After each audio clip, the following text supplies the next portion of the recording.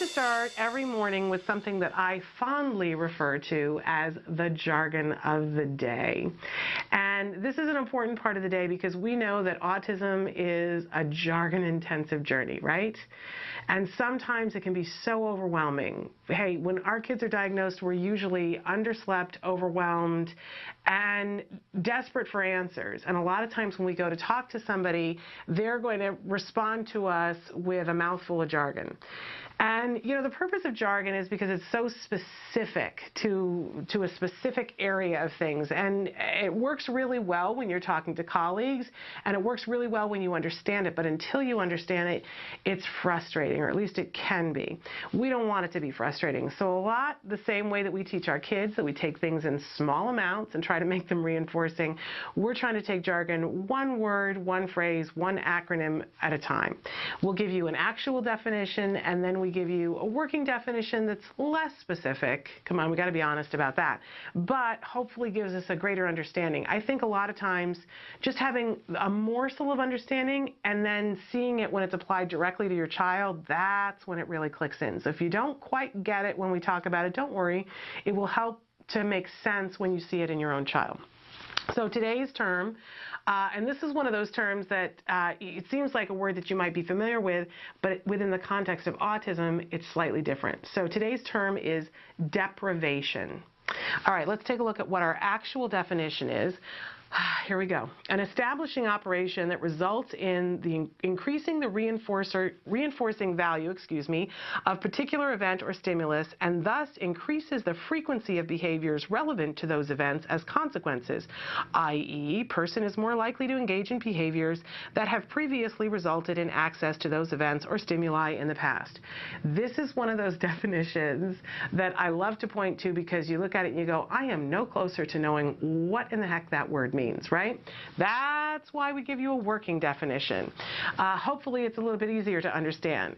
Working definition of deprivation, again, when a child's access to something is withheld or restricted for a period of time, resulting in that thing seeming even more desirable to them, increasing the chance that the child will engage in behaviors that have previously resulted in access to those things. So, for instance, if we know that the child loves video games, absolutely loves video games, it's the thing that they find really reinforcing, and we know that principle 1 in ABA is that in order for any behavior to be maintained, it has to be reinforcing. So if there's a behavior that we want to increase, we want to make sure that we're reinforcing it because then we're going to see it more often, right? So if we want our child to, for instance, make their own bed, we're going to make it worth their while, right? If they make their own bed, then they have, for instance, access to a video game. You make your bed, you get 10 minutes of video games. But what happens if we make video games available all the time? It kind of gets watered down, right? It's not as reinforcing because why would I make my bed in order to get a video game if I can do 5 other things and get a video game, right? So when we're trying to teach something, we may create a state of deprivation where we take something that we know is reinforcing and we're not removing it completely, we're not starving the child from it, but we're going to make it a little bit more exciting by not having as much access to it. We're going to be clever about it. We're not going to announce to the child, by the way, I'm taking away your video games, so that it seems more enticing to you. No, that would be like a punishment. Instead, we're just going to distract them with other things. You know, we can't play the video games right now because, whatever it is, and we're going to save the video game for a time when we really want it to be power-packed. Think of it as like putting lightning into whatever the reinforcer is so that it's really power-packed. If the child hasn't been able to play video games in, say, 3 hours, we're not talking about 5 days, 3 hours, and they're really wanting to play the video game, and you say, as soon as that bed is made, you're going to get to play the video game, you're more likely to see that the bed is going to be made, right? Because the child wants to work for that reinforcer. So a lot of times, you know, you're identifying always what does this child find reinforcing. You know, if it's potato chips, for instance, what a horrible thing, right? Because they're not the healthiest thing in the world. But if we're trying to teach something and it's a difficult task for the child, we may think of the potato chip as a reinforcer. But after the child's had a certain number of potato chips, they reach a state that we call satiation, where they've had enough potato chips, right? There are some of us that we never can have enough potato chips. That would be me. But a child is going to get to a point where they're full, and they're probably not going to want to work as hard for a potato chip.